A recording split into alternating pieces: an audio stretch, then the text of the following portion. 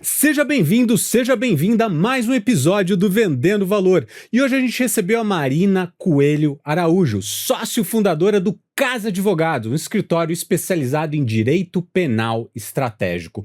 Eu queria chamar a Marina para esse bate-papo, porque a Marina tem um escritório com 20 anos de existência e ela equilibra vários pratinhos com a gestão do escritório, atuação em casos, uma atuação muito forte institucional e também do ponto de vista acadêmico. E a Marina também tem uma energia contagiante. Vem comigo. Começa agora Vendendo Valor, um podcast produzido pela Strunz, principal referência em vendas no mercado jurídico, com o apoio ESPM. Eu recebo muita mensagem, obviamente que você quer ser simpático com todo mundo, mas você tem que proteger tua agenda, né? Tem o Greg McKeown, que ele tem um livro chamado Essencialismo, que eu acho que tirando o meu livro, é o livro que eu mais dei de presente na minha vida. Porque o meu a gente dá, né? Enfim, se a pessoa vai gostar ou não, sou outros 500. Mas é um livro animal. E ele fala muito sobre se você não estabelecer a prioridade na sua agenda, alguém vai fazer isso por você. Sim. E óbvio que tem coisas que fogem do nosso controle, clientes, etc. Mas aquele negócio de não é uma frase completa, né?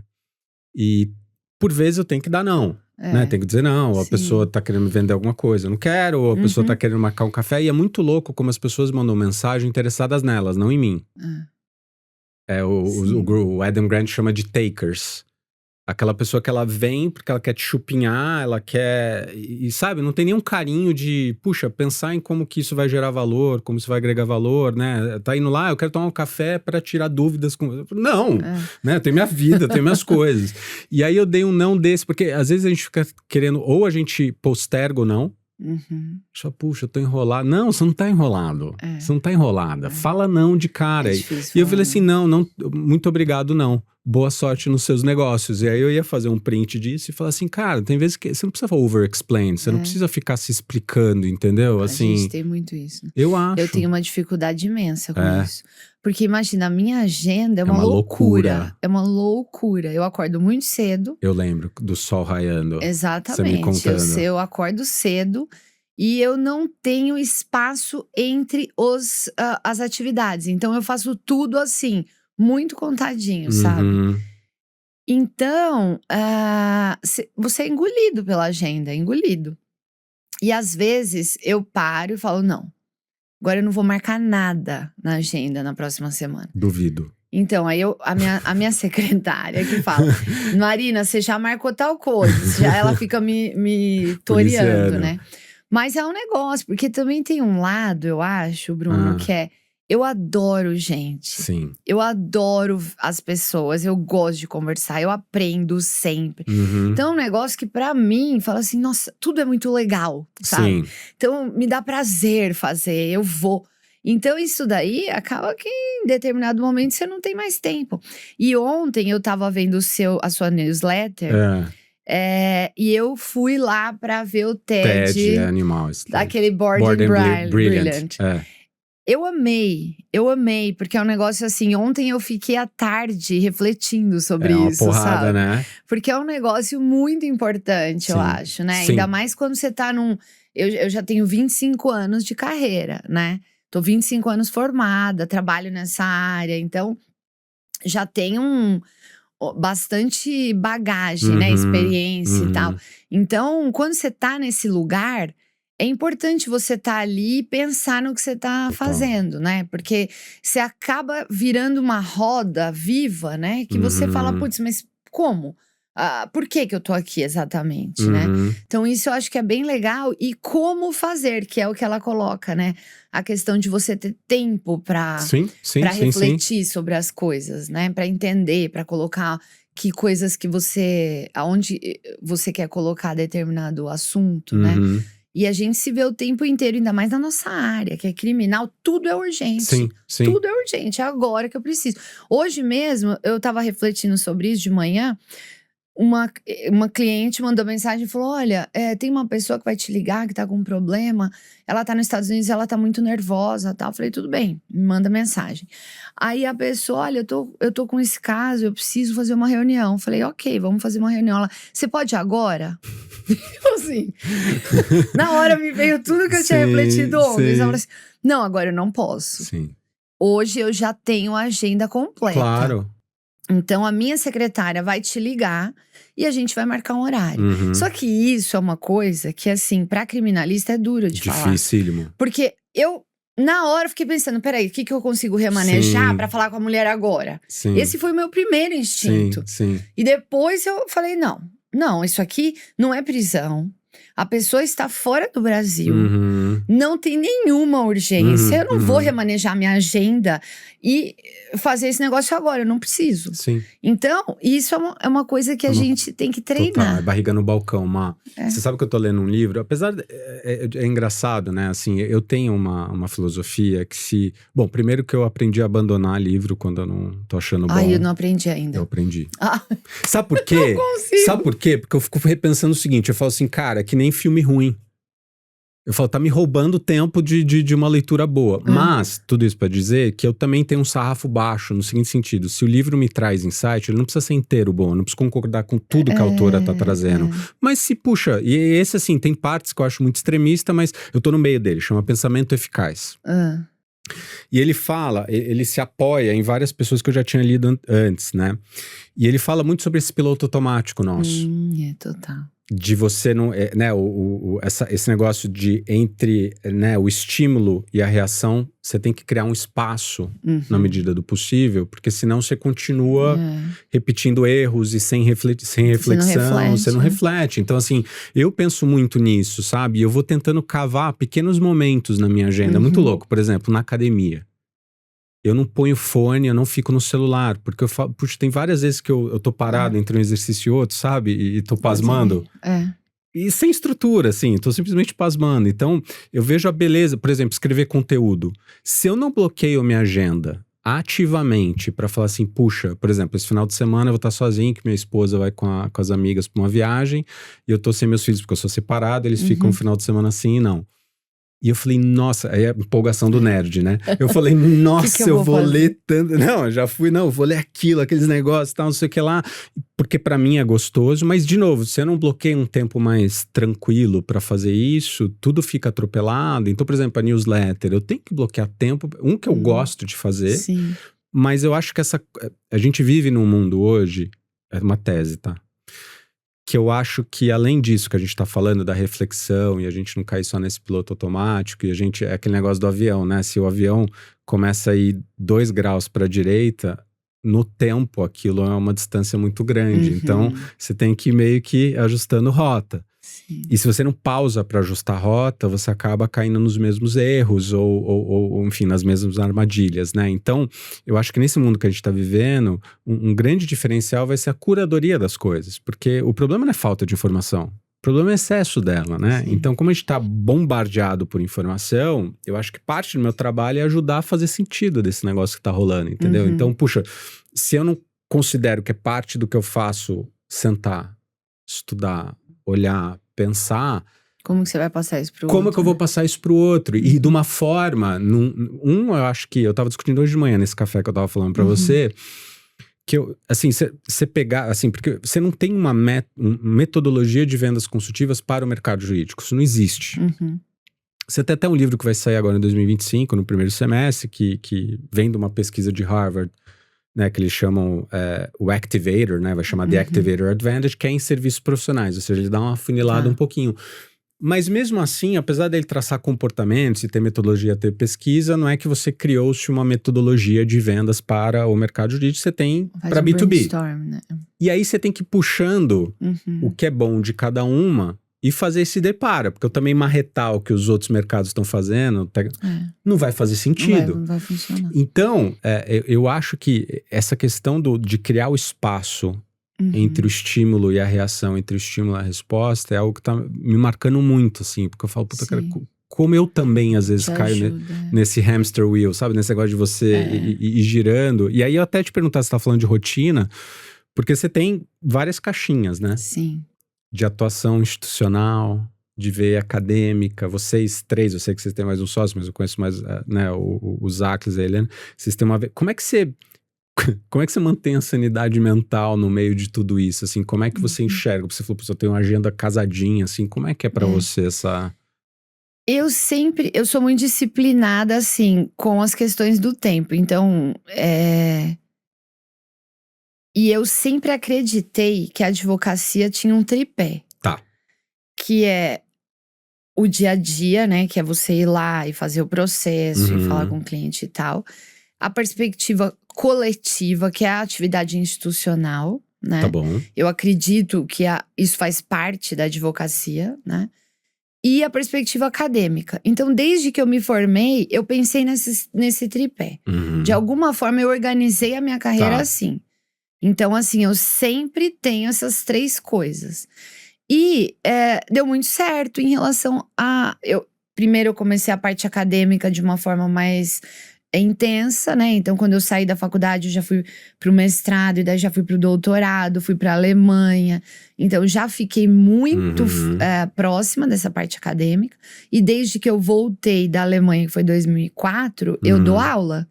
Então, eu dou aula já tem muitos anos. Então, essa parte acadêmica, eu acabei já trazendo desde que eu me formei. E por que você sempre identificou isso como… Assim, como que você casa isso agora, olhando pra trás? Como que você casa isso ao longo da tua trajetória? Por que esse foi sempre um pilar importante pra você? Porque não existe, a meu ver, advocacia sem conhecimento. Você não consegue vender nada que você não sabe profundamente o que é. Esse é o meu ponto. Posso até estar enganada, mas assim… Aqui, eu não consigo vender uma experiência sem saber o que está por trás dela. Então, eu sei, por exemplo, as dores de uma empresa que tem um contencioso de massa, de penal, que precisa informar um monte de coisa pra polícia e tem um monte de questão lá por trás que ela tem que olhar. Eu sei o que dá de trabalho disso, mas por trás eu também sei o que tá em cima dessa questão. O que é a quebra de sigilo? Quais são as regras que envolvem isso? Por que isso é difícil? Por que eu não posso colocar uma inteligência artificial para fazer isso? Hoje, né, que são os novos desafios. Como que a gente trabalha isso? Dá para treinar a inteligência artificial ou não? Como é que eu faço isso? Que treino eu tenho que fazer? Então, a meu ver, Bruno, não existe advocacia sem conhecimento profundo. E isso é uma coisa… Meu filho tá fazendo direito, né? Não sabia? Meu filho tá fazendo direito na GV. Que legal! E eu sempre falo pra ele, eu falo, olha, você tem que saber, você tem que conhecer. E o conhecimento, ele tem um viés acadêmico e ele tem um viés experimental, que é uma coisa de experiência mesmo. Então hoje, com 25 anos de advocacia criminal, tem poucos casos que eu ainda não vi alguma coisa parecida, entendeu? Então… eu já sei aonde buscar aquele conhecimento. Se você não sabe, eu vejo, Bruno, assim, muito claramente que eu ter feito o doutorado, que eu estudei muito, né? Eu fiquei na Alemanha quase 2 anos dentro de uma biblioteca. Eu não falava com as pessoas. Eu ficava das 8 da manhã às 8 da noite estudando. Então, eu realmente estudei muito, né? Pro doutorado. E hoje eu vejo que aquilo tem um efeito que me catapulta em muitas questões. Porque você entender a lógica das coisas faz você ter um discurso diferente, faz você entender como que você consegue simplificar. Porque simplificar é muito difícil. Muito difícil. Você não consegue simplificar se você não tem um raciocínio claro sobre aquilo. Gostou do conteúdo? Não deixa de conferir a nossa newsletter quinzenal Strunz 3x1. Nela a gente compartilha 3 insights, informações, estudos, artigos voltados para esse mundo das vendas no mercado jurídico. A gente fala sobre prospecção, negociação, experiência do cliente. Basta acessar o nosso site strunz.com.br e lá em cima você já vai achar o link para você se inscrever na news. Espero contar com você por lá também. Você sabe, que um dos pontos em relação ao meu primeiro livro, né? Porque você, enfim, feedback é de graça, né? E você recebe de tudo quanto é canto. Sim. Aí um falou assim, achei ele muito resumido. Eu falei, cara, então, esse era o ponto. Tipo, custou muito caro pra resumir, Exato, né? Então, e eu até casando com isso, eu vi uma foto recente que você tirou da biblioteca da USP, falando sobre os 200 anos, e você fez um contraponto, né, que eu acho que você já tá tocando nesse assunto, mas eu queria te ouvir, que me interessou, que você estava falando sobre inovação e solidez na formação jurídica. Sim. Tem a ver com isso um pouco, a sua visão? Tem muito a ver, eu tô pensando muito nisso, assim. E eu vejo que não é querendo ser retrógrada. Eu gosto de tecnologia, eu trabalho com isso, eu penso nisso. Mas a questão é, a tecnologia, ela exige raízes. Não é a tecnologia, ela não voa. Uma fundação. Ela não sai do nada. Então, vamos imaginar se eu tiver que treinar uma IA, por exemplo, que eu gosto de inteligência artificial e eu tô treinando a minha, né? Duas que eu trabalho já há um tempo com isso. Sim. Então, assim, eu tenho que conhecer os assuntos. Eu tenho que saber o que eu vou fazer. Isso tem que estar apoiado em alguma questão do conhecimento. Então, eu não vejo que seja uma verdade você dizer que o conhecimento hoje, ele pode de alguma forma ser substituído totalmente por inovação. Por conta desse pensamento crítico, né? Não dá. Você vai ter que se apoiar em algum... Eu não conheço ainda uma metodologia que não seja a de construir o muro, um tijolo de cada vez. Não conheço. Eu ainda não vi essa invenção. Pode ser que a gente possa colocar vários tijolos juntos e tudo, mas você vai ter que começar do primeiro de baixo. Não dá pra você começar daqui, vai cair o tijolo. Então, assim, e isso eu não sei ainda do que eu vi de tecnologia, inovação e tudo mais. O conhecimento, ele é pressuposto. Você tem que conhecer. Então, voltando à sua pergunta, a minha formação sempre foi essa. Eu não tenho, minha família não é de advogados, né? Meu pai é médico, não tinha ninguém na família advogado. Então, o que eu pensava? Eu vou ter que construir um caminho. E se eu não tiver um conhecimento do que eu tô fazendo, eu nunca vou ser reconhecida. Então, eu pensava, eu preciso saber muito bem. Interessante. Então, isso é uma coisa que eu sempre busquei. E eu até hoje, assim, se eu tenho alguma coisa pra pensar, e hoje é uma coisa que fez muita diferença no começo da minha carreira pra cá, eu tenho muito mais tranquilidade. Você falou isso num episódio anterior que eu não me lembro qual, mas a questão as coisas precisam dormir e acordar pra gente tentar resolver o problema. Não é uma coisa que você imediatamente já sai com a solução. Você tem que ter maturar. O conhecimento, ele também tem uma maturação que chega na estratégia. Então, quando eu tô tratando de conhecimento, eu também trato de estratégia, porque eu vou pensando, eu vou conhecendo, vou estruturando aquilo. E a estratégia do meu caso, a estratégia de uma venda, de como eu vou chegar na dor daquele cliente, o que tá acontecendo com ele, passa também por uma maturação. Sim. E se você tem um conhecimento mais sólido, você consegue fazer isso com mais tranquilidade. É interessante, né? Te ouvindo, eu acho que eu vejo diferentes perfis e tendo rodado bastante. Eu acho que tem a galera da Torre de Marfim, que não consegue fazer esse depara de descer da torre e ir pro prático e falar, meu, tá bom. E também lidar com risco no seu lugar. Eu que fui jurídico interno, assim, hipoteticamente falando, você tem risco pra tudo quanto é lado. Sim. Você tem que ver que risco que você vai comprar. Sim. Porque eu acho que a gente aprende mal na faculdade a lidar com risco versus a cabeça da empresária, do empresário. Então, quando você passa, né? Eu já falei isso aqui até numa... A gente estava entrevistando a Aline, né? A gente conversei com a Aline, que é diretora jurídica do Will Bank. A gente estava falando sobre isso. É importantíssimo você entender as dinâmicas internas, a cabeça do empreendedor, da empreendedora, da pessoa que está do outro lado, sabe? E essa questão de que risco eu tô comprando no final do dia, né? Eu acho que isso é fundamental, você trazer esse lugar. Então, e eu acho que também a galera que confiou muito nessa alavanca acadêmica ou só técnica e descuidou dos outros lados, falando, não, vai ser sacerdócio, porque eu vou ser super bom, super boa. E eu acho que é o que a gente tá vendo no mercado hoje, obviamente, que assim, esse espaço para isso, para ter esse poder de atração, ele vem diminuindo, você concorda? Sim, total. Por isso que eu te falo, eu vejo que é um tripé. Então, assim, na minha carreira, o começo, eu já advogava, mas eu foquei muito no doutorado, né? Tanto que eu fiquei 2 anos exclusivos só estudando na Alemanha, com bolsa do governo alemão e tudo mais. Munique. Ai, que delícia. Foi muito bom. Você escolheu bem também. Não, na verdade eu fui pra Munique porque o meu orientador lá… Não. O meu orientador lá era o Klaus Roxin, que é um jurista muito conhecido. Ele faleceu ano passado. E ele era o meu orientador. Então eu acabei mirando a Universidade de Munique também por conta disso, né? Mas nessa época eu foquei nessa questão. Mas quando eu voltei, eu me lembro que eu tive um convite para ir pro STF como assessora no STF.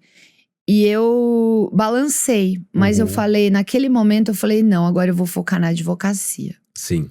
Aí eu voltei para São Paulo e falei, agora eu vou advogar. Eu fiquei muito focada na advocacia. E eu sou muito feliz advogando. Então, é um negócio que eu amo. Até meu filho, quando tava nessa coisa de escolher e tal, eu sempre deixei muito, assim, transparente pra ele. Eu falei, filho, aqui, você pode fazer o que você quiser, mas entenda uma coisa. Eu sou apaixonada por direito. Sim. Mas pessoas têm paixões diferentes. Total. Então, porque eu sou tão apaixonada, Bruno, que transcende, sabe? Você sabe. Então, é uma coisa que eu amo advogar. Sim. Eu gosto muito de estudar também, mas a academia, pra mim, ela é instrumental. Total. Pra transformação, entendeu? Sim. E eu acredito nisso. E isso faz todo sentido na parte institucional. Então, eu fui presidente do IBCCRIM, né? Que foi uma instituição que eu entrei lá no 3º ano da faculdade. Olha só. Fiquei, e tô até hoje, né? Tem já mais de quase 30 anos. E eu fui presidente lá. Que é a maior instituição de direito penal que nós temos no Brasil. Instituto Brasileiro de Ciências Criminais. E agora eu estou vice-presidente do IASP. Que é o Instituto de Advogados. E também tem um viés muito forte na parte técnica. Tá. O Instituto foi criado em 1874, junto com o Tribunal de Justiça. Sabia. Então os dois foram criados num ato, assim, juntos, né? E ele foi criado para ser essa parte acadêmica, teórica e técnica de toda a jurisprudência que ia vir na cidade de São Paulo. Então ele tem esse DNA, né? Um DNA muito técnico, muito de conhecimento. Mas por outro lado, de protagonismo na parte política também. Não político-partidária. Sim. Mas de mobilização e de coisa. E eu acredito nisso, Bruno. Eu acho que a advocacia, ela não existe se você ficar centrado só nos seus processos. Porque os temas são coletivos. Interessante. Não dá para eu entender que a prisão em segunda instância, por exemplo, que é a prisão imediata depois do julgamento do tribunal, é um problema só do meu cliente. Não é um problema do coletivo. Todo mundo vai ter que se ocupar com isso. Então, eu acredito que a gente precisa doar tempo para isso. E eu tenho feito isso. Então, o tripé da minha carreira vem em cima dessas 3 coisas. E até falando, você tá falando dos 25 anos, né? E eu não sabia, assim, quer dizer, eu devia saber, né? Só não fiz a conta lá atrás, quando a gente se conheceu. Mas você funda o escritório com relativamente pouco tempo de formada, né? Assim. Sim, eu sempre fui uma pessoa insubmissa. Eu tenho esse problema. Adorei. Então, assim, eu sempre precisei, nos trabalhos que eu tive antes de abrir meu escritório, eu tinha uma verdadeira adoração pelos meus chefes. Adoração. Então, primeiro foi o professor Scarance, que é um professor da São Francisco, foi procurador, advogado, um sujeito simplesmente genial. Tinha adoração por ele. Depois eu saí e fui trabalhar com Miguel Reale Júnior, que foi meu orientador também do doutorado no Brasil. Também tenho até hoje verdadeira adoração por ele, uma admiração profunda. Então, quando eu saí de lá, eu fiquei assim, eu falei, agora sou eu. Aí eu comecei a trabalhar para mim mesmo. Então era um caso aqui, outro ali, e acabou aparecendo muita coisa, né? Eu não dava mais conta de fazer sozinha. E nesse período, eu engravidei do meu primeiro filho. Então eu falei, eu preciso de alguma estrutura. E aí eu arrumei um escritório pequeno, que eu tinha 2 pessoas que me ajudavam, né? Que estavam trabalhando comigo. E eu sempre fui, até vendo os podcasts anteriores e tal, pensando um pouco em como foi chegar até aqui, né? Eu sempre pensei muito na questão de organização de escritório, por exemplo. Explica mais. Eu entendia que a coisa não podia depender de mim. Tá. Que eu tinha que ter uma estrutura. Então, assim, quando eu tinha 3 pessoas no meu escritório, eu tinha sistema, por exemplo. Entendi. Eu já tinha contratado um sistema. Né? Vamos começar direito. Imputava os dados no sistema. Pra mim, aquilo era importante. Sim. Então, assim, agenda é importante. Você tem que ter uma lógica institucional. Isso sempre foi importante pra mim. Então, desde que eu comecei a trabalhar sozinha, eu tinha essa ideia. Por quê? Como você viu, eu tenho muita coisa pra fazer. Sim. Se tudo depender de mim, você vai virar curva de rio. eu não consigo, entendeu? Eu preciso ter as coisas estruturadas. Eu brinco lá em casa, que até cachorro em casa tem um esquema. De sexta… Tem checklist. Tem checklist. Vem o passeador, depois vem o cara que vai dar banho, leva… Não depende de mim toda semana que o cachorro vai tomar banho. Sistema… Tem que ter. E eu sempre pensei assim. Então, desde que meu escritório tinha 3 pessoas até hoje, o meu escritório não depende de mim. Lógico, né? Vendas é uma coisa importante, claro. né? Não, entendi o que você Mas tá assim, o escritório anda e tem… Tanto que o nosso escritório é muito organizado, muito. Ele é financeiramente organizado, ele é todo estruturado. Você consegue fazer assim, você tem um accountability de tudo, entendeu?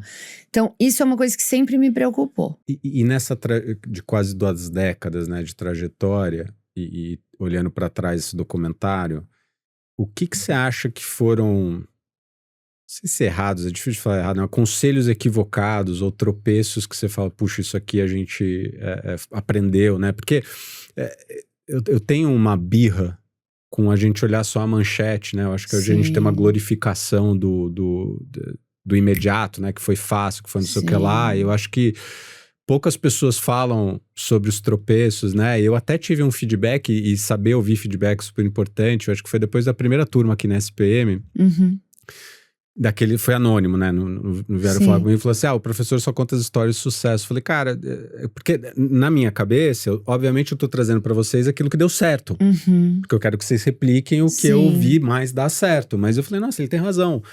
E aí eu comecei a incluir nas minhas aulas também o que não deu certo, né? Pra ninguém achar que eu consigo, porque eu dou aula disso, eu sou perfeito e as coisas vão sair sempre perfeitas, sabe? Sim. Pensando nessa trajetória. Pensando na trajetória, o que eu posso falar é, assim, eu tive que batalhar muito, assim, eu trabalhei muito. Então, assim, negócio surreal, assim, de coisa. Como, né, a advocacia tem isso. E uma coisa que eu vejo que eu erro muito ainda, né? Eu acredito, eu tenho uma tendência em tratar as pessoas como todo mundo no mesmo nível. Inclusive de experiência, de conhecimento. E isso tem um lado negativo, que é o seguinte: eu deixo de considerar que eu preciso investir naquela pessoa, que eu preciso ensinar aquela pessoa, que eu preciso passar algumas coisas para aquela pessoa que ela ainda não viveu. Então, dentro de um escritório, eu acho que isso é um ponto que eu preciso melhorar. Da equipe, da equipe, é isso? Tá. Então, acho que esse é um ponto que, assim, talvez ao longo de todo o trabalho, eu poderia ter me dedicado mais às pessoas, entendeu? Entendi.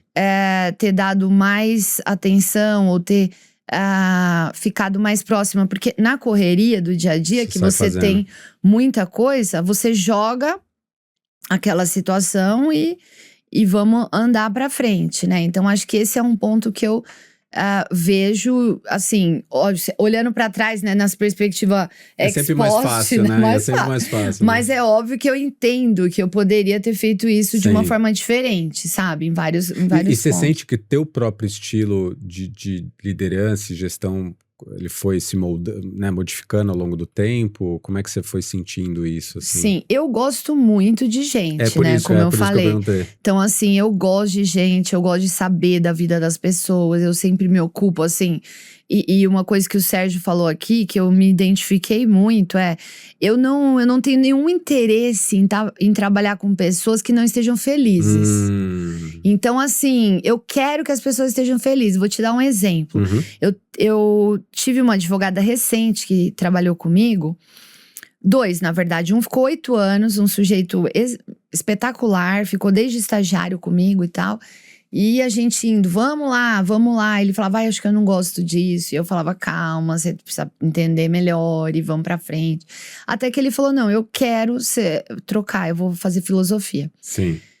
E ele foi, e assim, sempre numa perspectiva assim, não era surpresa nenhuma. A gente já tinha conversado muito e tal. Ele foi e veio uma outra menina, até brinquei, todo mundo que vem comigo desiste do penal. Maravilhoso. Até veio uma outra menina, excelente também, que ela ficou lá um tempo mais curto. E aí ela decidiu, ela gostava muito de arte e tal, e a mãe dela tinha todo um trabalho de arte com iluminação, uma pessoa espetacular. E ela chegou e falou, Marina… a gente teve muitas conversas. E eu sempre falei, Bruno, sempre. Eu penso isso na minha vida. A gente tem que estar bem, tem que estar feliz onde a gente está. Eu não acredito em alguém que faça alguma coisa bem feita e que ela não esteja feliz. E feliz não significa estar feliz o tempo todo e só fazer o que você quer, né? Claro. Lógico que não. Todo mundo tem osso pra roer. Exato. Mas é com gosto, entendeu? E daí ela falou isso pra mim. Ela falou, Marina, eu tive coragem de tomar essa decisão porque eu vi que você me colocando nesse lugar, entendeu? É interessante te ouvindo, né? Porque a gente recebeu o Alexandre Gléria do SBZ.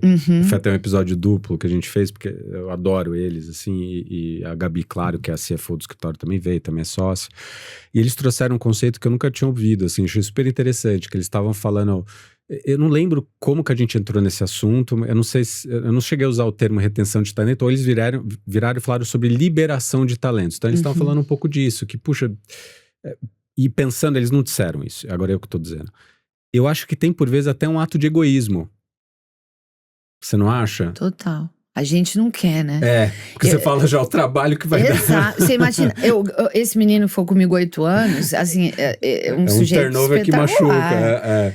Mas aí você olha, você fala assim, não, tem que ir, né? Tem que ir, tem que fazer. Então, eu sempre tive um pouco essa ideia. Só que naquela linha do que eu te falei, às vezes eu sobrevalorizo muito, entendeu? A questão de, não, a gente tá falando aqui… numa perspectiva de experiências iguais. E não é assim, total. Entendeu? Então eu acho que eu poderia também, trabalhar um pouco mais essa questão, entendeu? Isso é super interessante, a questão de perspectiva, né? Porque eu tava discutindo isso essa semana. A gente tá num projeto de consultoria com o cliente, a gente tá trabalhando produtos, né? Que é algo que eu acredito muito. Não que escritório… Aí tem gente que torce o nariz, eu não vendo produto. Fala, calma, é só o conceito, né? Eu gosto de chamar de produto mesmo, e até no segundo livro… que espero que saia no primeiro semestre. Vamos ver. Prospecção eficiente no mercado jurídico, né? Para continuar que legal. A série. E, enfim, baita trabalho, né? E eu trabalho muito esse conceito de produto, porque eu falo, gente, o produto você sabe para quem é. Né? O produto empacotado, o relógio da Garmin, é pra gente que tem um certo perfil, um Rolex, ou sei lá, mercado de luxo é mais fácil você fazer esse paralelo, mas eu gosto do conceito que você consegue empacotar, você sabe o que é, você sabe para quem é, você sabe a aplicabilidade, o propósito de valor, etc. E aí fica muito mais fácil o resto. E aí, a pessoa que estava trazendo o produto, uma hora falou, não, é porque a gente precisa falar isso, precisa falar aquilo, precisa falar não sei o que lá. Eu falei assim, gente, lembra só uma coisa. O que a gente está trabalhando aqui é percepção de valor. Vão ter situações que o cliente vai valorizar A, que o outro vai valorizar B, o outro vai valorizar C, e o outro não vai valorizar nada disso. Então não é um bom fit pro… Então não adianta a pessoa entrar na loja e eu sair falando sobre uma calça se eu nem entendi o que aquele ser humano quer. Pode ser que eu consiga vender a calça depois de uma… Eu tenho até uma história que eu conto em treinamento. Eu gosto de beber vinho, enfim, meu sogro também. E era aniversário dele, eu entrei numa loja meio bambambam aqui em São Paulo, no Jardins de vinho. E eu tava com pressa. E aí a hora que eu entrei, a loja tava meio vazia, que era, sei lá, 2h30 da tarde, uma quarta-feira. Eu tava passando por lá, falei, deixa eu já comprar pra ele, que à noite eu ia jantar na casa dele. E na hora que eu entrei, eu senti a vendedora me sombreando, sabe? E eu tava meio já rosnando, assim, né? Aí ela chegou, precisa de ajuda? Eu falei, não, óbvio, não fui mal educado. Eu falei, não, precisa tal. E minha esposa tava comigo. E eu fui olhar a gôndola de vinho italiano. Eis que chega, e eu vejo ela no canto do olho, assim, se aproximando. E eu já tava, falei, puta que saco. Aí ela chega e fala assim, você vai gostar muito desse. Nesse momento, a minha esposa olhou pra mim e falou assim, já vou até sair de perto, porque ela já imaginou o que ia acontecer, porque eu não tenho tolerância com vendedor ruim. Aí eu olhei pra ela e falei assim, é mesmo? Como é que você sabe? Porque pausa a história. Como assim você vai gostar muito desse? Ela não me conhece. Exato. Ela não sabe absolutamente nada sobre mim. E aí... E nem o que você tava fazendo ali. Nem o que eu tava fazendo ali, se era um presente, não era um presente. Aí ela vira, aí é pior, né? Porque ela vira e fala assim, não, ele tá na promoção. Eu falei, ainda me xingou de pobre, né? Piorou a história dos Essa foi a melhor.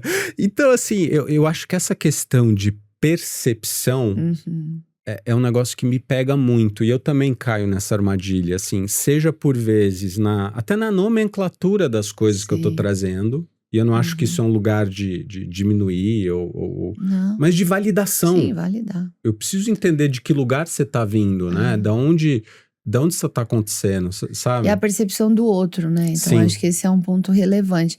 Sabe que depois da presidência do IBCCRIM, eu aprendi muito na presidência, né? Porque o Instituto é grande, tinha quase 4 mil associados, então muita coisa, Brasil e tal. Então, uma coisa bem, bem puxada. Mas virou minha chave em relação à escuta.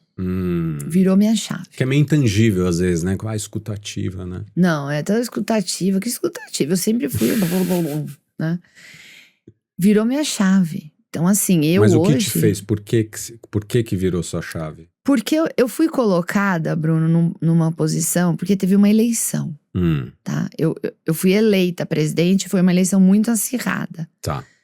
E eu queria muito ser presidente do IBCCRIM, muito. Porque pensa, eu fui lá estagiária. E aquilo… Tinha toda uma história, uma história, né? Eu vi aquilo faz parte da minha vida, né? IBCCRIM é parte da minha vida profissional. Então eu queria muito ser presidente. E eu falei, se eu quisesse ser presidente, eu vou ter que entender.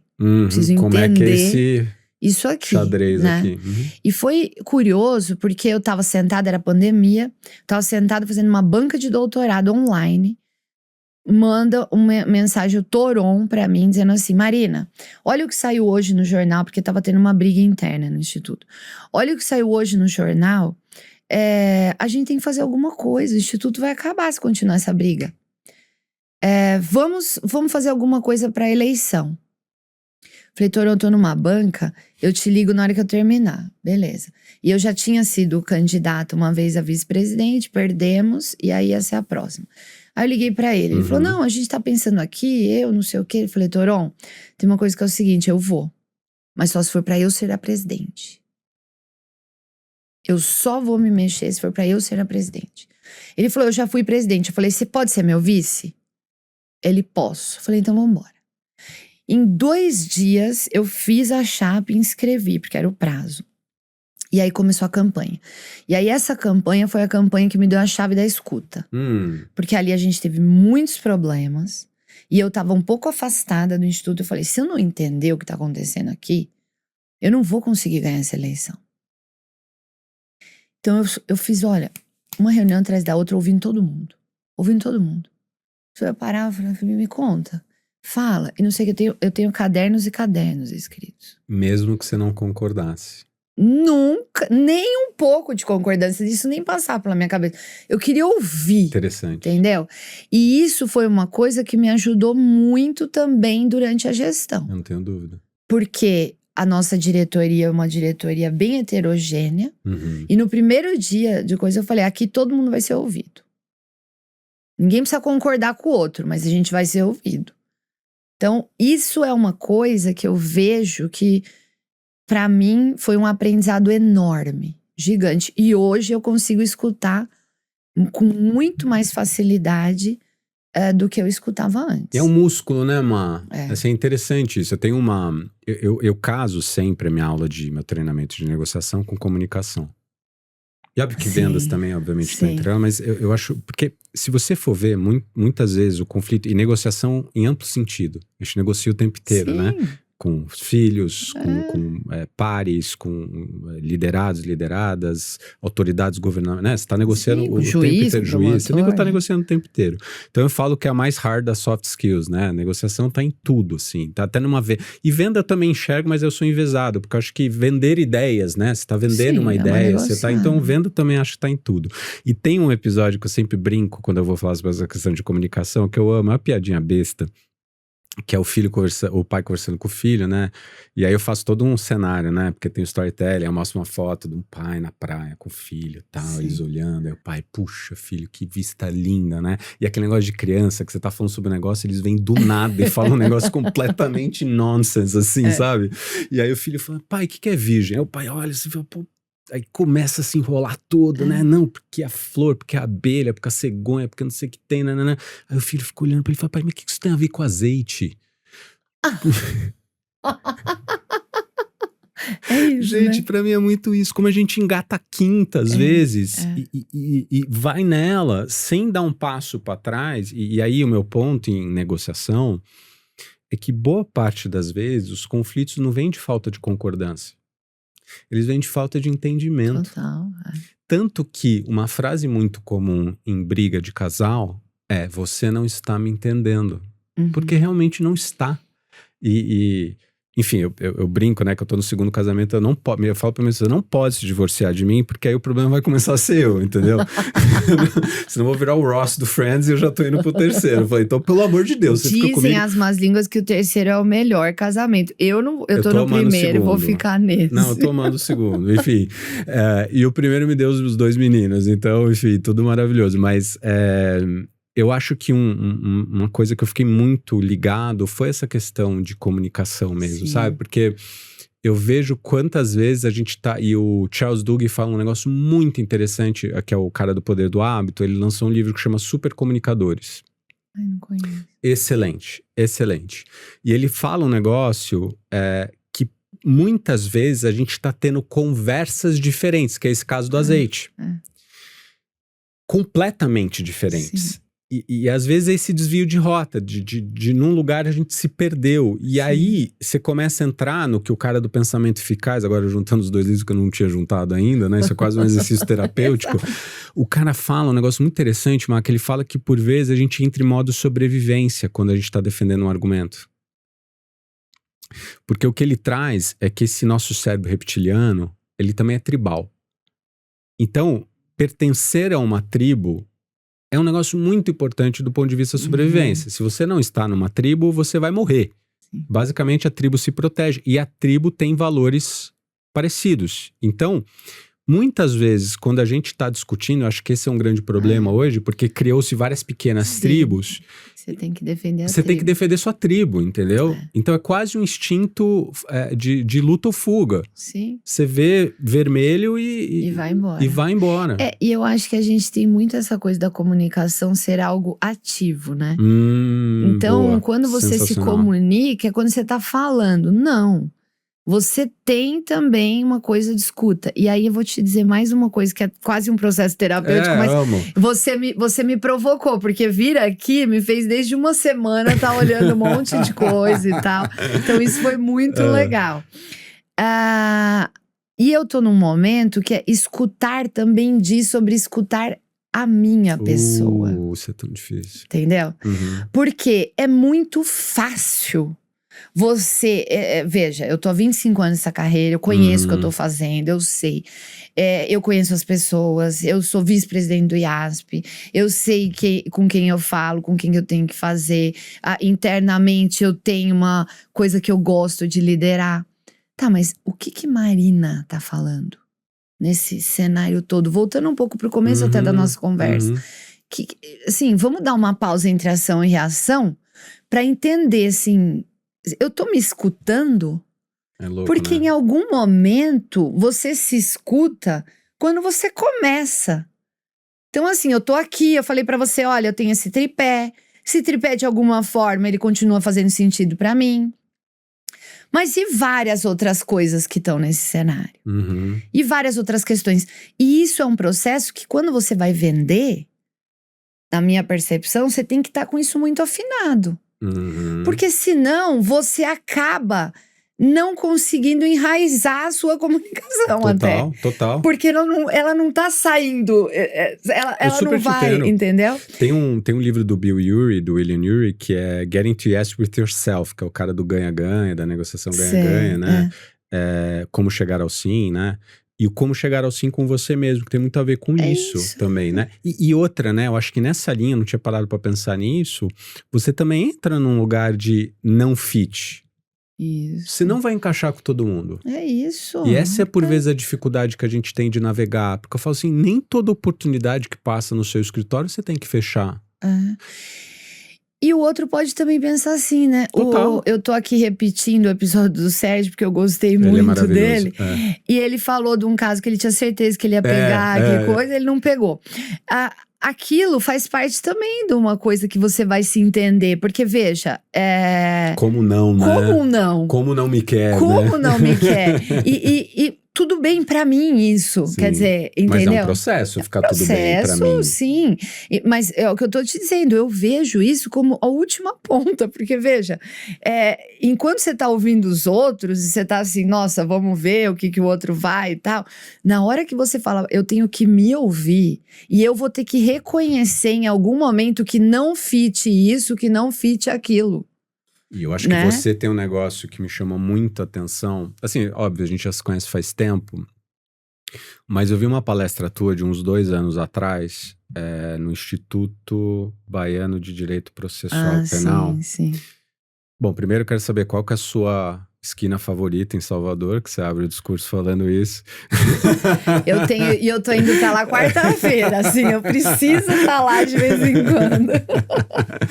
E você falou, eu achei tão genial, e agora eu vou puxar teu saco mesmo, porque eu sei que às vezes a gente tem dificuldade de aceitar elogio, de falar da gente mesmo, mas você abre tua palestra falando que você, o ano anterior, tinha ido no mesmo evento, e você tinha falado sobre racionalidade, e que você mudou de ideia a partir de uma provocação, pelo que eu entendi, de uma professora que até estava na plateia. E eu acho, que tem tudo a ver com o que a gente está falando agora. Porque tem um outro passo nessa jornada que você está falando, que é, puxa, eu tenho 25 anos, eu já fiz doutorado na Alemanha, eu já fiz não sei o que, né? Só que você é assim, né? Você tem essa energia, você tem essa leveza, você tem esse punch. Mas eu achei que foi tão legal o jeito que você, numa plateia, humanizou aquilo e falou, assim, eu tô aferindo, tô inferindo, sabe? Porque eu peguei, obviamente, o bonde andando. Mas de falar assim, ela falou isso e me provocou, eu fiquei refletindo sobre aquilo, esse negócio de mudar de ideia também, que tem a ver com tudo que a gente tava falando. Sim. Tem a ver com comunicação, tem a ver com esse negócio das pequenas tribos e você tá mais em sobrevivência, se defendendo do que efetivamente refletindo sobre aquilo, né? A gente confunde a nossa essência com eu tenho que estar certo sempre, ou eu tenho que… E isso eu achei muito interessante. Eu não sei se é algo que você conscientemente faz ou já é algo que é natural pra você, assim. Então, e olha que coisa, pra mim não é natural mudar de ideia. Olha só. Não era. Eu achei que foi assim. Não era. É o que eu te falei, BC-CRIM me ensinou muito, né? O primeiro seminário que nós fizemos pós-pandemia, que abriu e tudo, foi Bahia. E eu fui colocada num lugar ali, porque olha que louco, né? A gente foi daqui pra lá, e o BC-CRIM nasceu em São Paulo, só que ele é brasileiro, e nunca tinha saído muito de São Paulo. Foi o primeiro seminário Bahia. E foi quase que uma coisa assim, a gente indo pra lá, um movimento diferente do que foi o movimento migratório do Brasil. Teve uma perspectiva e história muito louca ali. E eu cheguei lá com essa minha pompa paulista de dizer, olha, tô aqui, vim falar de racionalidade e tal, e coisa. A Daniela, que é uma professora maravilhosa lá da Bahia, ela falou na sequência, e ela destruiu a minha palestra. E eu era presidente do IBC-CRIM, né? Então, e aquilo me fez refletir. Falar, gente, eu tô falando o quê? O que eu tô falando? Tipo, eu não ouvi nada do que tá acontecendo aqui. Então, assim, depois quando eu vi no outro ano, eu falei, aquilo lá me fez pensar de uma forma diferente.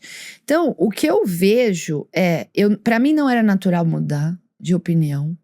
E hoje é essencial mudar de opinião. Então, assim, eu estou mudando o tempo todo, Bruno, o tempo todo. Eu quero mudar de opinião. Eu quero, porque isso significa, de alguma forma, que eu tô pensando sobre os assuntos. Sim. E isso Você tá eu enxergo, evoluindo, né? eu enxergo isso hoje. Claro. Então, assim, só que eu acredito que você tem que estar num patamar de amadurecimento diferente pra Incrível, pensar assim. sim.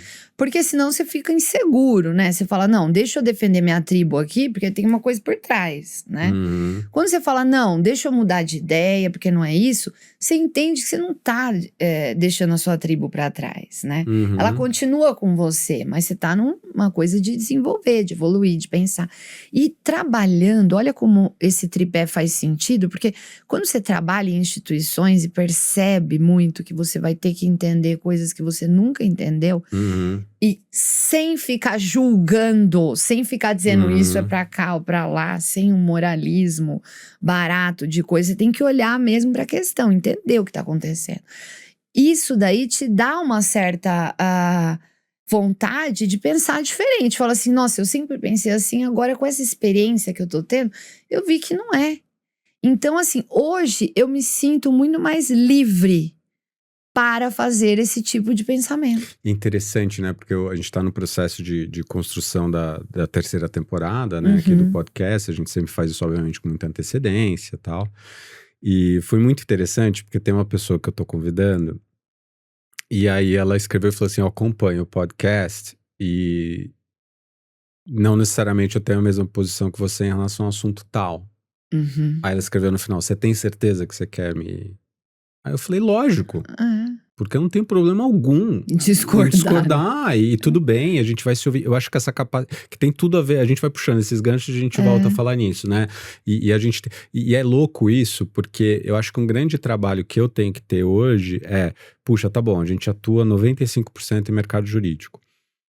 Só que eu tenho que ter uma capacidade de conseguir ler o ambiente daquele escritório específico para ver o que encaixa para eles e não impor, né? E óbvio, Sim. quanto mais você faz, mais você vai vendo que dá certo. Então você tem uma tentação, às vezes, de encapsular aquilo. e falar, meu, vai aqui que é o que dá certo, não sei o que lá. E aí puxa, e óbvio, isso vem com a rodagem, isso vem com a milhagem, de você falar, não, peraí, eu tenho que ver o que vai descer melhor nesse ambiente aqui, né? Eu tenho que ver. O mercado jurídico já tem uma versão ao que eu faço. Assim, pelo menos conceitualmente, né? Da venda. Ainda é um negócio que... Eu tava até hoje nesse café que foi super bacana, hoje de manhã. Eu tava falando que um amigo falou, pô, teu livro foi cedo demais, porque eu escrevo o livro em 2018, publico o primeiro, né? Em 2019. Eu falei, cara, em certos aspectos sim, porque você pensa aí 6 anos depois, 7 anos depois de escrever, ainda é um assunto que... O assunto ainda é difícil. Que a gente tá... E mesmo se você considerar a gestão que você tava falando, né? E até pensando naquele negócio do avião que a gente tava falando, né? De você vira 2 graus pra cá. O que você, que já tava antenado em gestão, quais foram os ajustes de rota que você enxerga que foram muito importantes para vocês, aí já falando como escritório ao longo dessa trajetória, sabe? O que você enxerga que vocês foram, né? A gente tá falando de mudar de opinião, nem necessariamente mudar de opinião, mas de evolução mesmo. De você falar assim, puxa, esse foi um processo importante, isso foi. Até porque eu tava conversando essa semana com um cliente, mesmo essa relação de sócios não é fácil. Sim, não é. Né? É uma relação, né? Como você tem o teu casamento, assim, exige muita comunicação, isso com tudo que a gente tava falando. E eu acho que tem que ter processos de escolha, né? E sempre olhar para isso com um amadurecimento, né? Acho que tem que ter um pouco isso. Você vai tratando, vai cuidando. A gente ajustou a rota várias vezes, né? Sim. Porque um escritório que é diferente. O nosso escritório começou assim, eu comecei ali recebendo uma demanda, e aí foi indo, aí depois veio Helena, depois veio Daniel, depois veio Helena. Então, aí o escritório ele foi meio que se formando, assim, sabe? De uma forma espontânea. Não era uma coisa que a gente se juntou e fez, né? Foi se formando assim. Então, a gente teve que ajustar como que vai fazer... Tudo, né? O acordo entre as pessoas, ele tem que ser refeito várias vezes. Os votos renovados. Os votos renovados. E aí você vai, olha, não dá mais pra ser pra cá, as pessoas mudam. E eu sempre falo, sabe, Bruno? Eu sou casada há 20 anos. Parabéns. Com meu marido. Tenho 2 filhos, sou muito feliz. E eu sempre falo pra ele o seguinte: a minha escolha é todo dia. Eu não prometi a eternidade. Eu não posso prometer isso. E eu brinco com o padre, eu sou muito católica, né? Sou muito. Acredito, vou na igreja, tenho uma fé boa, assim, importante pra mim. Sim. E eu brinco com o padre, eu falo, não prometi a eternidade, porque eu não posso prometer isso. Então eu tô prometendo todo dia. Eu tô prometendo hoje, vou prometer amanhã e vamos seguir assim. Barriga no balcão, né? Porque, exatamente, a florzinha tá ali, precisa regar. Precisa plantar. E como num casamento de 20 anos, a flor às vezes seca. Às vezes você tem que olhar pra ela e falar, nossa, agora eu vou ter que dedicar. Porque secou, vamos ter que renascer a coisa aqui. Então, é assim, né? A gente tem relacionamentos são assim. Sim. E eu sempre falo isso. A vida é assim, Bruno. A vida é como se fosse um jardim pra mim. Às vezes você tá olhando pra cá, às vezes você tá olhando pra lá. Você tem que ter noção de onde tá o seu jardim. Uhum. Você vai escolhendo aqui o que tá precisando mais. Agora, não deixa a flor secar. Porque você vai ter diretamente responsabilidade nisso. Uhum. Não é o outro só, é você também. Então, isso é uma coisa que dá um trabalho monstro, dá um trabalho monstro. E é com filho, eu tenho um filho de 19 anos. Então, assim, ali não é mais como ele tinha 9, né? Você tá falando da mudança, né? Ele muda muito, totalmente, né? Ele mudou e eu tive que reconhecer isso em muitos momentos. Nessa nova pessoa, né? Que se apresentou. E reconhecer ele como pessoa. Reconhecer ele como interessante. Totalmente livre para escolher as coisas que ele quer. Uhum. Então isso é um negócio que você vai aprendendo.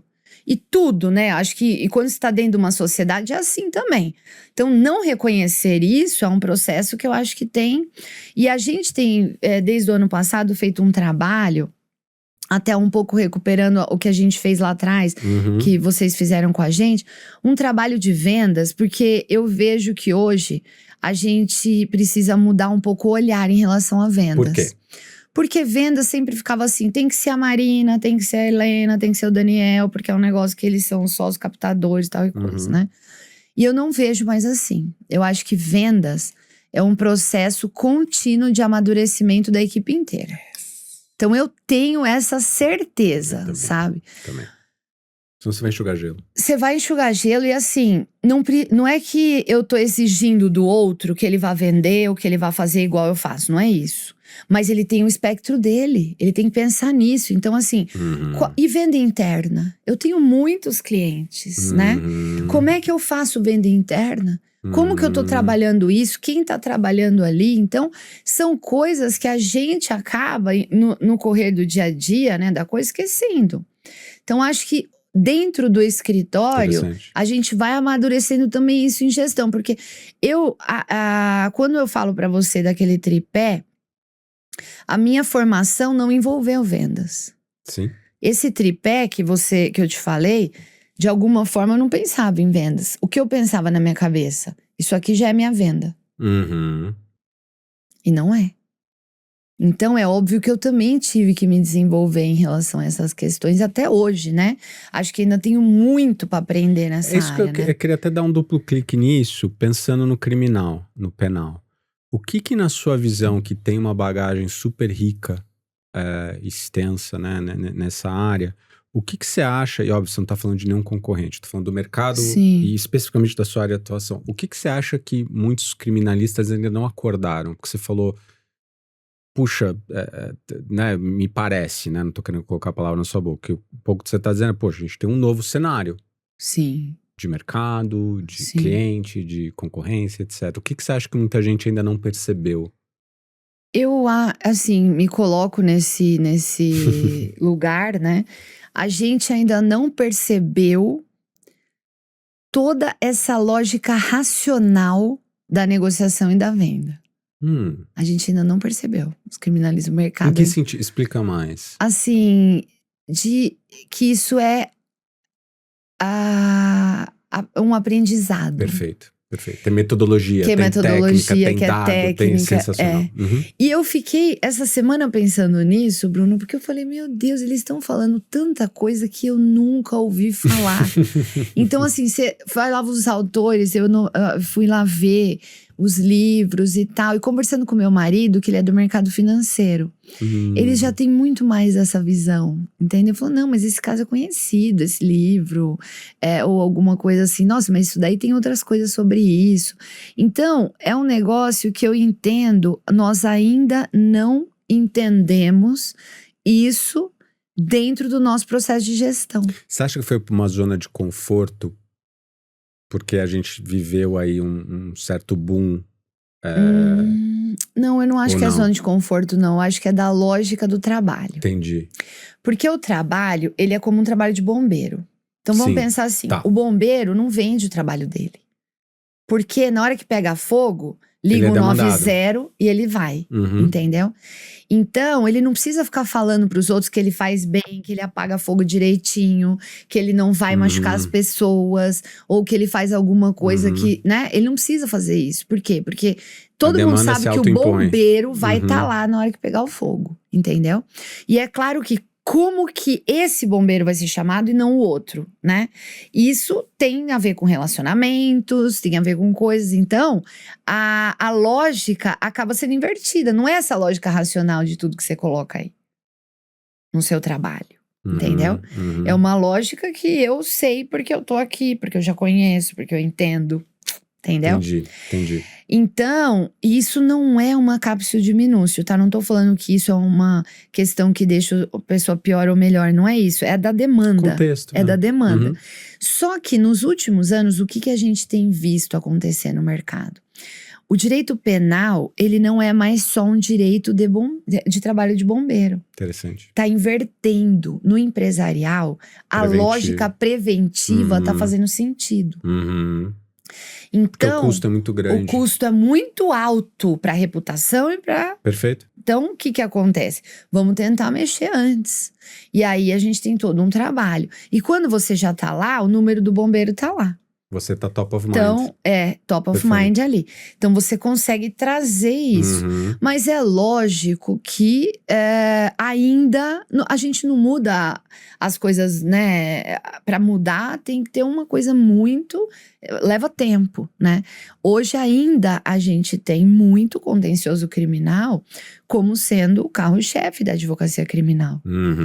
Então, o trabalho é esse. É o trabalho de bombeiro, é o trabalho de você... tá ali naquela hora para poder apagar aquele fogo. Mas inclusive esse trabalho que você tá falando prévio, é o que você tá dizendo, né? Ele tem uma conexão com o contencioso também, porque em estourando aqui, se eu já tô antes, é o que eu falo sobre se antecipar ao ciclo de compra do cliente, né? Você tá melhor posicionada a partir dessa, só que você tem que ter consciência e estratégia por trás de como você vai fazer isso. Exatamente. Faz todo sentido. E é interessante o que você está dizendo. Eu não sei se eu fiz colégio, eu fiz middle school e high school nos Estados Unidos. Eu lembro que você tinha estudado lá, mas só você ficou bastante tempo, então. Eu fiquei 2 anos. Fiquei 2 anos. E tem coisas que grudam na nossa cabeça, né? E eu tava lendo esse livro do Pensamento Eficaz, e ele tava falando muito sobre inércia. E eu lembro que uma das leis newtonianas que eu aprendi em inglês é, né, object in motion tends to stay in motion, object at rest tends to stay at rest unless acted upon an outside force. Então, um objeto em movimento tende a continuar em movimento, né? E eu fico pensando, porque isso é a definição da inércia. Só que eu fiquei pensando muito, que eu achei genial a hora que você faz a conexão, que você falou o seguinte, a inércia ela pode ser tanto ficar parado, não fazer nada, quanto tá no movimento. E eu acho que a gente vive muito esses prismas no direito, sabe? De você tá na roda ali piloto andando. Você tá na roda ali andando. Você tem que romper o atrito, ou estático ou dinâmico. Exato, você tem que vir alguma coisa, e eu acho que essa é uma... Porque, enfim, a gente até mudou um pouco. A gente continua com o nosso logo ali, o logo não, é nosso mantra ali de prospecções eficientes, resultados de valor, mas eu falei, vamos adicionar um, que a gente tá ajudando a transformar vendas e prospecção em hábito. E todo novo hábito, ele exige um esforço, ele exige uma energia até que ele se torne segunda natureza, até que ele se torne... Que é a lei do Newton, né? Pra romper o atrito, você tem que gastar. E aí o que eu vejo é que ou tem um abalo sistêmico, que é puxa, saiu uma sócia importante do escritório, saiu um cliente que eles estavam muito concentrados, porque também é essa, né? Que quando eu entro no escritório, os caras me viram e falam, 70% da nossa carteira tá num cliente. Eu falo, pelo amor de Deus, assim, eu já dá palpitação. Então, eu vejo que precisa, às vezes, desses eventos, mas é o que você estava falando. Puxa, mas será que a gente não consegue antecipar isso? Porque eu vou precisar de um trauma, que seria o equivalente ali para quebrar essa inércia. E eu acho que a gente está vivendo esse momento agora. Porque a galera tá com dificuldade de segurar as duas coisas na cabeça, que é... Eu sempre falo isso, e eu não falo da boca para fora. Não é negar o passado. Não é falar que estava sendo feito errado. Eu recebi aqui o Peroba, que é incrível também, do Pedro Neto. Eu vi. Enfim, pessoa incrível, né? Profissional incrível. E eu tava falando, Perol, como que eu vou chegar para um Pedro Neto e vou falar que vocês estavam fazendo errado? Óbvio que não. E não estão fazendo tudo errado, obviamente. Só que você tem um novo contexto que está se impondo. Você tem né? E simplesmente reclamar e simplesmente continuar nessa corrida pro chão. Eu recebi uma mensagem de um advogado, um sócio no escritório importante que tá lá em Miami. Eu tô contando o que ele me contou, então não posso falar que isso é dado, mas ele tava me contando que o mercado de Miami não tinha a mesma precificação que o mercado de Nova York, lá nos Estados Unidos, historicamente, que era um mercado mais baixo. E que ao longo do tempo eles conseguiram bater os honorários de Nova York e ficar ali par e passo com Nova York. Ele tava falando, eu lembrei muito de você, porque a gente conversa muito, ele falou, o quanto que a gente aqui tá numa corrida pro chão, no Brasil, e o mercado americano tem outra mentalidade de, valorizar o trabalho que eles estão fazendo, né? Sim. Você concorda? Concordo, e acho que assim, a gente aqui precisa olhar para isso, né? Sim. Mas a advocacia como um todo, ela tá muito descredibilizada, né? Então acho que não é só na questão de honorários, de coisas. Hoje a gente vê, mudou muito o patamar de honorários no Brasil. Sim. Mudou, efetivamente mudou. E todo mundo tá ali tendo que lidar com isso, desde Pinheiro Neto até o escritório menor, todo mundo, né? Então, mas eu acho que faz um pouco... seria importante também a gente olhar um pouquinho para dentro. A advocacia precisa olhar para dentro no Brasil, como classe mesmo. Sim. Porque isso impacta demais.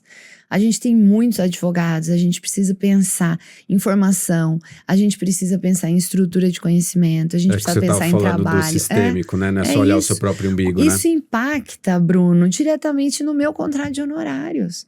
Porque o sujeito, ele conheceu um advogado ali, aconteceu outro negócio ali com outro advogado e coisa. Quando ele vem falar comigo, ele já tem isso no inconsciente dele. É uma percepção equivocada ou não, mas tem. Exatamente. Então a gente tem que também olhar para a advocacia como classe. Se você for comparar com os Estados Unidos, isso é brutal, né? Porque lá eles olham muito para a advocacia como classe, né?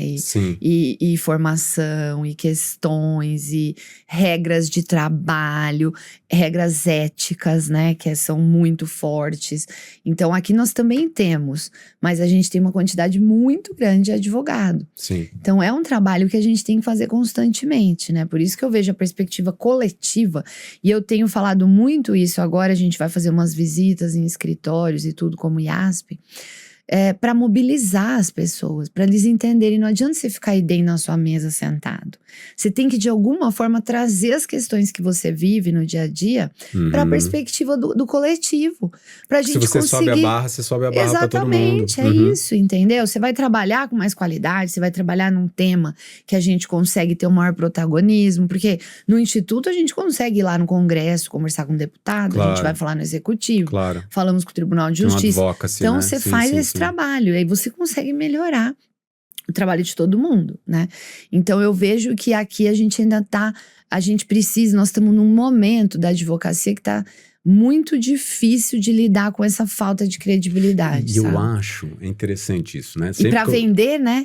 Pensa, vender um trabalho com uma classe que tá olhando para o chão, que nem você falou aí, é difícil, né? É complicado. E eu acho que tem uma mentalidade que eu sempre brinco, que é a mentalidade Highlander. Então, quando eu vou dar aula... Óbvio que quando eu tô dando treinamento dentro do escritório, todo mundo do mesmo escritório. Mas quando eu dou aula aqui na SPM, a gente tem diferentes escritórios representados. E na primeira aula eu peço muito pra galera ter uma mentalidade de jogo infinito. Eu falo, gente, para com esse negócio de eu não vou compartilhar ideia, não vou compartilhar. Eu falo, vamos trocar aqui. Porque, por outro lado, tem tudo isso que você tá falando. Mas, por outro lado, se você analisa, pô, você vai nos Estados Unidos, aí você vai pra, sei lá, North Carolina, você vai achar um escritório de 800 pessoas, sabe? Então, você vê que PIB versus tamanho de mercado, a gente tem muito para crescer. Então, eu vejo por vezes essa mentalidade super pequena de, não vou falar que sistema que eu tô... Eu falo, gente, porque às vezes eu tomo essa, né? Eu falo assim, mas o que você vai fazer diferente aqui? Eu falei, cada escritório tem sua cultura.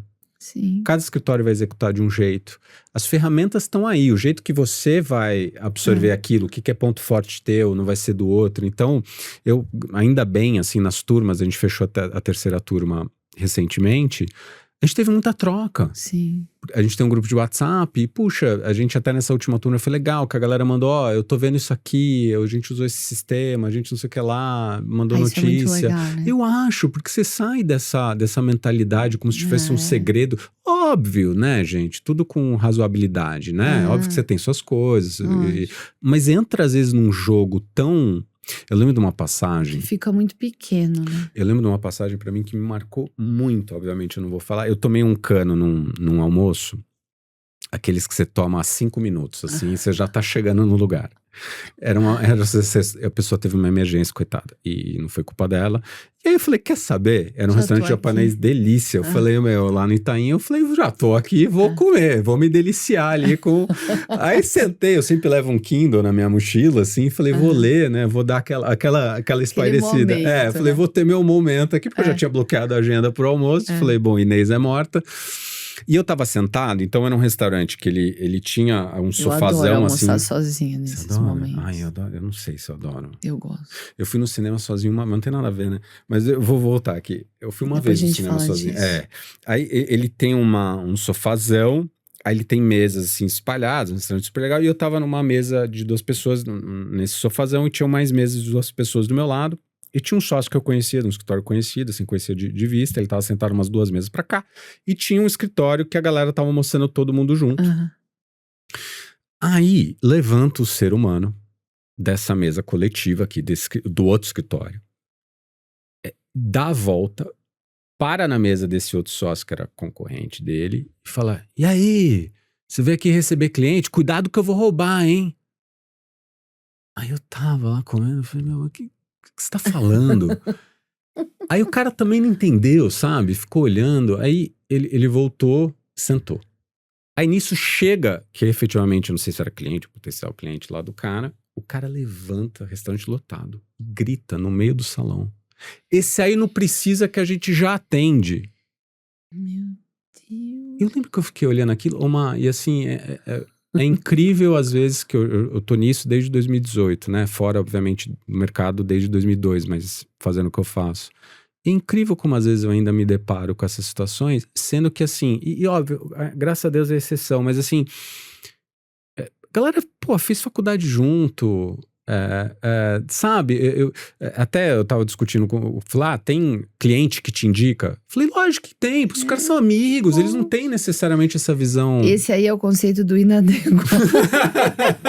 Quando você precisar explicar inadequado, você conta essa história. Não, e a cara, tanto do cliente que chegou, Nossa, ele ficou super constrangido. Imagina, acho que ele perdeu o cliente, né? Eu espero que sim, não, tô brincando, espero que sim. Mas eu acho, e até, porque enfim, pra eu ser cuidadoso com o teu tempo, a gente tava falando então sobre esse cenário aí no direito criminal e direito penal.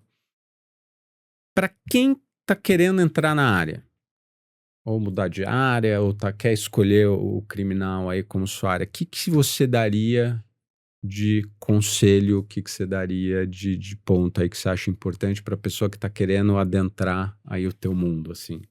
Eu daria primeiro conselho o seguinte, o direito penal não é só lava-jato.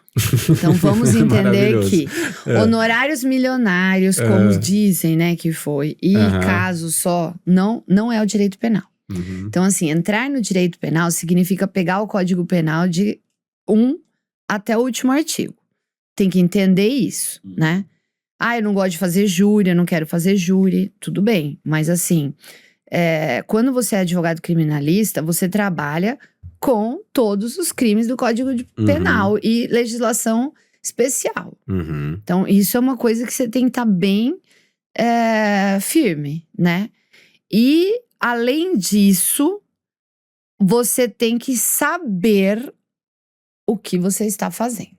Então, assim, conhecer processo penal. Eu vejo que isso é o mínimo, entendeu?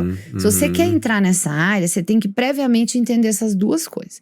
Porque senão, na verdade, você está entrando num mundo que você entende que é como se fosse um mundo de caras. Falsa, né? Não é? Porque no dia a dia a gente tem muito estelionato, é fraude, é investigação, é coisa.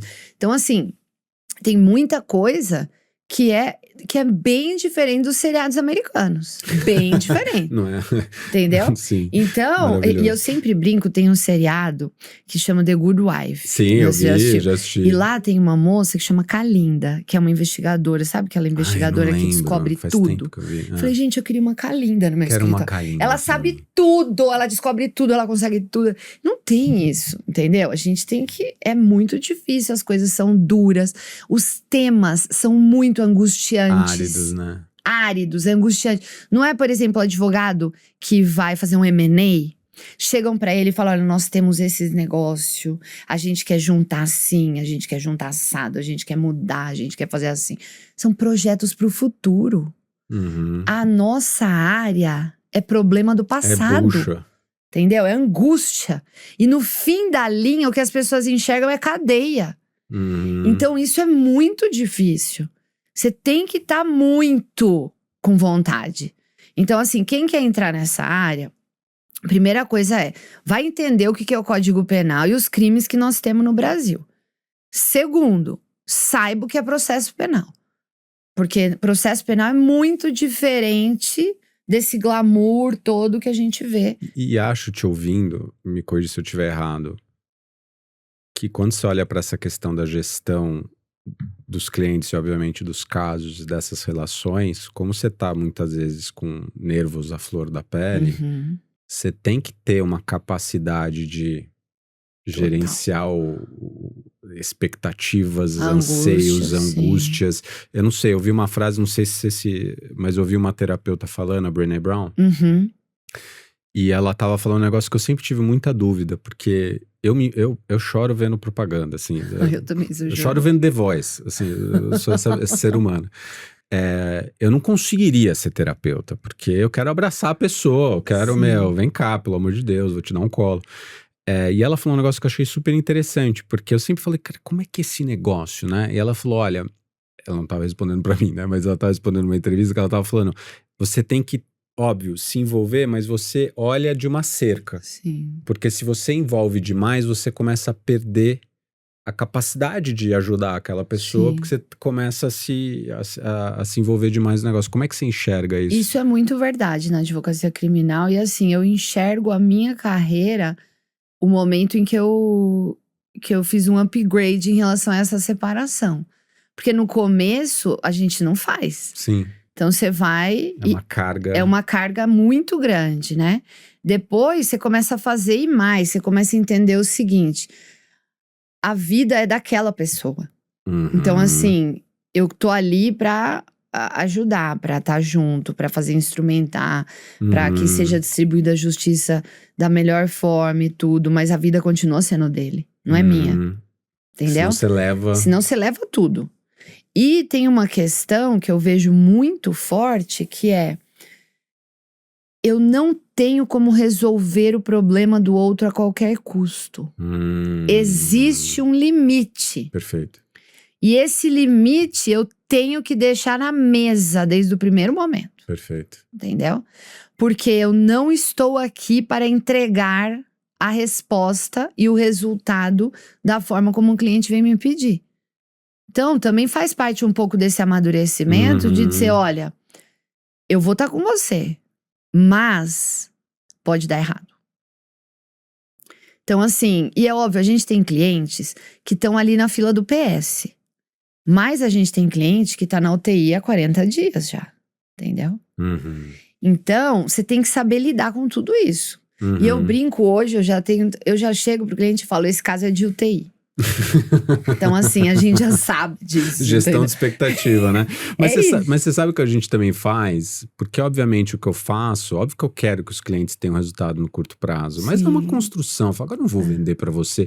Eu odeio o mundo que. Não, o mundo que é frase forte, né? Mas eu odeio uma faceta que a gente tá vivendo hoje, que tudo são as dicas definitivas, tudo são os Que hacks chega mágicos. em qualquer lugar, né? Que vai chegar a certeza ali. Né? Para! Óbvio, você tem princípios, você tem fundamentos, você tem metodologia, Sim. você tem dados, mas é um negocinho que você vai executando, aí você mede, aí você vê, aí você vai. E a construção do caminho é seu, né? Exato. A Luísa falou uma coisa aqui muito interessante, e que eu também uso muito, que é a frase do gato da Alice, né? Que ela falou: pra onde esse caminho vai? A Alice perguntou, né? O gato que tava em cima da árvore falou: você quer ir pra onde? Ela falou: não sei. Ele falou: então pode ir por aqui mesmo, porque pra quem não sabe onde vai, qualquer caminho serve. Então, na verdade, quando você está numa defesa estratégica, entendendo o que está acontecendo, você não está pegando qualquer caminho. Uhum. Você sabe que aquele caminho é real, existe, só você não sabe se ele vai com certeza chegar naquele lugar.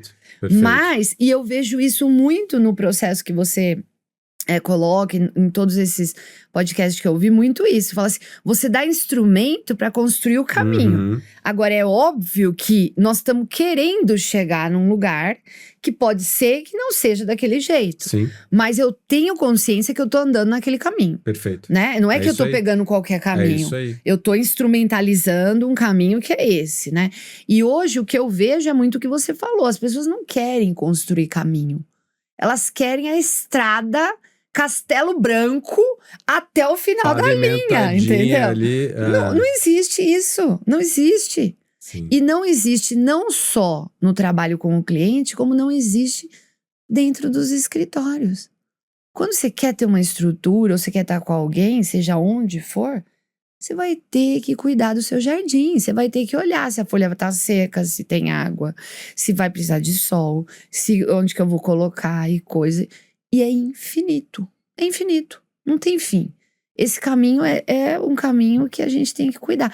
Eu vejo muito isso e assim, pode até parecer que é cansativo para algumas pessoas, né? Mas isso é o que me faz ter paixão por essa coisa do direito. É isso que se você não tiver isso, e é interessante isso, né? Porque tem um cara que eu gosto muito, chama Scott Galloway. Uhum. Ele fala um negócio que até demora pra você sacar, pelo menos eu concordo com ele, que ele fala o seguinte... Ele fala, o negócio do follow your passion, de seguir sua paixão, ele acaba deixando muita gente perdida. Uhum. Então ele fala o seguinte, cara, você tem que follow aquilo que você faz muito bem. Porque a tendência é, em fazendo bem, Você se apaixona. você começa a se interessar mais por aquilo e tal. Porque senão também vira uma tirania desse negócio do eu tenho que estar feliz e ursinho carinhoso e com arco-íris o tempo inteiro. E aí quando vem esses momentos mais... E empreender, gente, é tão difícil. Nossa. Eu tava e escritório de advocacia, o que é difícil? Nossa senhora, assim, e é engraçado isso, né? Porque eu tive a experiência de ser sócio com a Lei e com a Vânia e pô, super experiência rica. Minha esposa é sócia com eles lá, com a Vânia, né? Agora o Ale tem outro escritório também.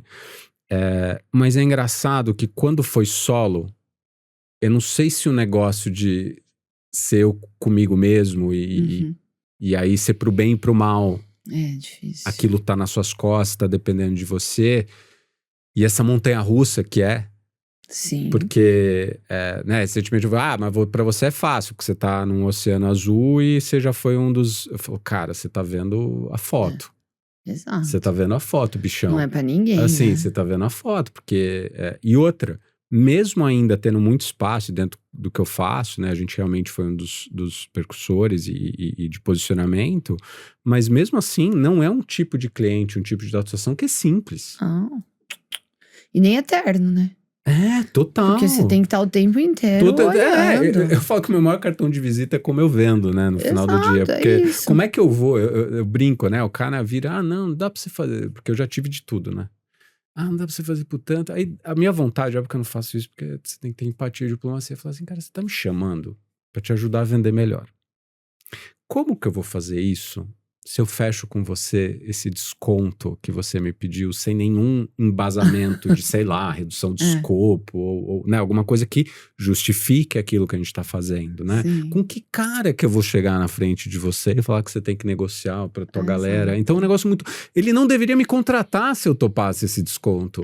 Devia ser uma pegadinha, na verdade, mas, Mas não é. mas não é. Ô, Má, e pra gente fechar aqui, uma última dica de livro, você que estuda, lê, seriado, filme, o que você quiser que nos últimos tempos, pode ser mais de um, que te marcaram aí, que tá meio top of mind na tua cabeça. Olha, eu gosto muito de ler, né? Mas eu gosto muito de ler romance. Então, assim, pra mim, nos últimos anos, eu li um livro maravilhoso, apaixonante, que chama O Pacto da Água, que é de um médico indiano que mora nos Estados Unidos. É simplesmente um dos livros mais lindos que eu já li na vida. Pacto da Água. Pacto da Água. Ele é grandão, assim, mas não fiquem com medo do tamanho. Ele é assim, sabe aquela pessoa que escreve, seu coração dói, queima e de repente fica feliz? É aquela coisa. Emoções. Eu amo, eu choro com o livro, é só assim. Então, assim, esse Pacto da Água é maravilhoso, é realmente espetacular. E eu tenho um livro meu predileto da vida. Que chama Os Anos de Aprendizado, de Wilhelm Meister, que é um livro do Goethe. Tá bom. Eu li esse é o primeiro livro que eles chamam de romance de formação. O Wilhelm Meister, que é esse menino, ele sai da Alemanha e vai fazer uma viagem para a Itália. E, na verdade, ele vai se conhecer, tá? Então, é a viagem dele mesmo. O livro é sobre isso. Então, é um romance de formação do personagem. Então, o Goethe é um livro assim... E eu li esse livro, olha que louco. Eu tava indo pra Alemanha pela primeira vez, eu trabalhava numa promotoria, tinha um promotor que trabalhava comigo, que passou numa livraria, a gente ia fazer uma despedida minha e tal. Ele falou, vou mandar um livro de um alemão. Ele pegou esse e me deu. E eu li esse livro nessa viagem. Então, tinha tudo a ver, e eu fiz anotações. Eu tenho esse livro até hoje. Ah, que demais. Eu fiz anotações, isso daí foi 1996. Eu fiz anotações nesse livro e eu tenho ela. Então, às vezes eu pego, eu sei as partes. Então, um livro, assim, espetacular. Para mim, um dos livros mais importantes da minha vida é esse do Wilhelm Meister. E eu gosto muito do Americaná, que é um livro que tem toda uma história aí de coisas dos Estados Unidos, mas dessa questão toda de como a gente colonizou nosso pensamento, né? E de filme, eu quero indicar um também que eu amo, que é um filme do Lars von Trier, que a Björk é a atriz, e chama Dançando no Escuro. Mas esse filme, eu faço um warning, assim, é um filme muito pesado, muito, muito, muito. E ele é um mestre do cinema, então a primeira vez que eu vi esse filme, você tava falando de ir sozinho no cinema, né? Eu amo. Eu morei aqui em São Paulo, vindo do interior, né? Então eu morava sozinha em República. E eu morava ali na região da Paulista, eu ia muito no cinema sozinha. Depois que eu tava casada, fazia 12 anos, eu fui no cinema sozinha ali na Belas Artes.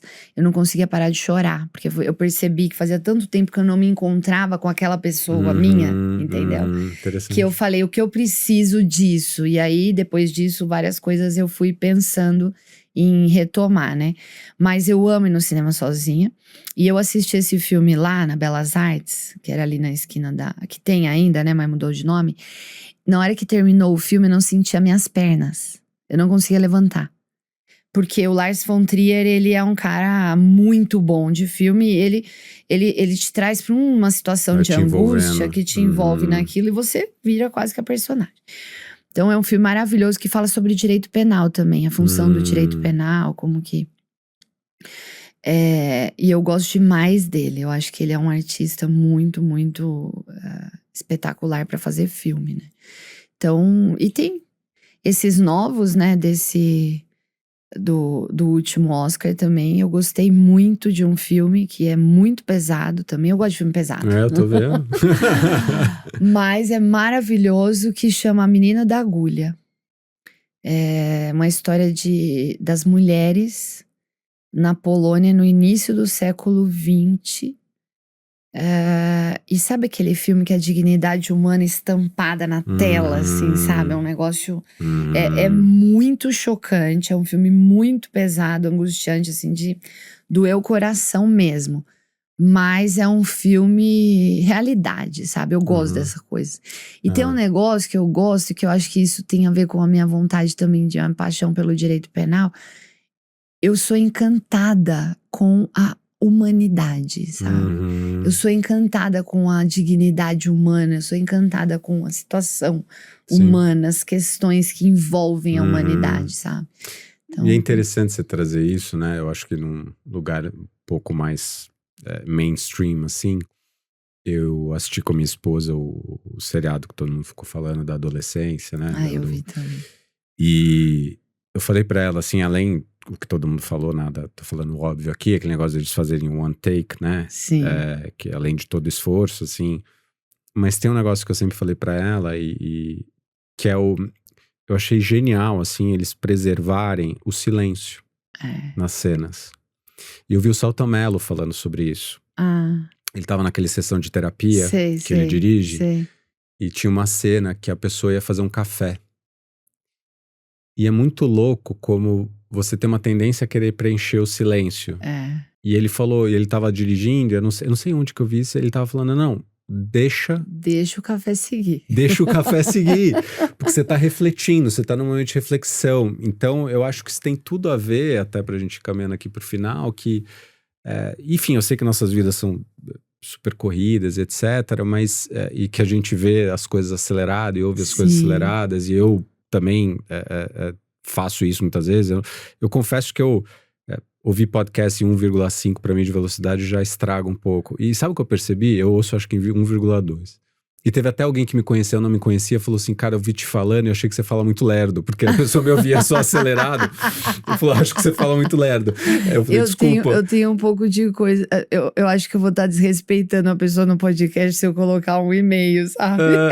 Não sei, não. E sabe uma coisa que eu percebi, e pra gente ir fechando… É o estado emocional que a gente fica. Eu até fui num café essa semana e eu sempre gosto, na medida do possível, quando eu consigo chegar um pouco antes, tá, e a pessoa ia atrasar, e eu falei, tá tudo bem, porque eu tento, na medida do possível, ajustar a minha agenda para eu não estar toda hora in motion, sabe? Toda hora devendo, toda hora. Então, eu sinto, é engraçado isso, quando eu tô no trânsito e ainda o podcast tá acelerado, fica tudo muito acelerado. E aí eu fico me questionando… se é uma aceleração real ou se é eu que tô fazendo isso assim. Eu tenho isso também, assim, o que eu tô fazendo? Porque o que eu amo de ouvir podcast, por exemplo, são as reflexões.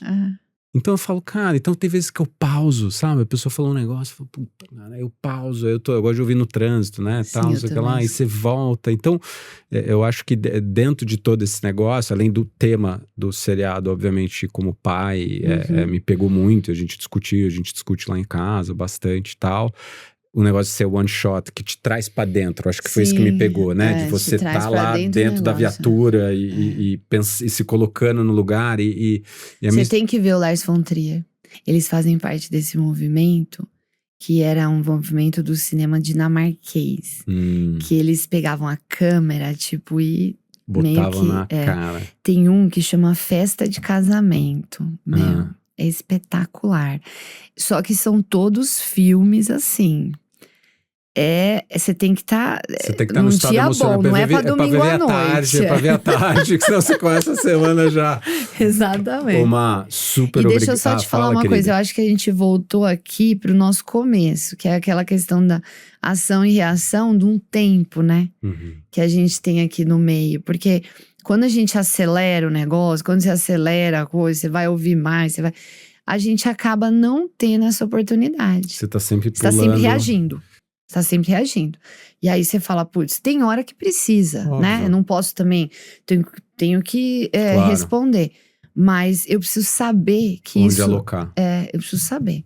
E eu vejo que isso é um skills. Eu não tô falando que eu tenho, porque eu sou muito acelerada. Mas é uma coisa que a gente precisa aprender. Eu vejo, eu nado, né? E eu tô 2 semanas sem nadar, porque eu não tô podendo. E aí, isso daí faz uma diferença brutal pra mim. Porque na piscina não tem celular, não tem nada. Jeito, né?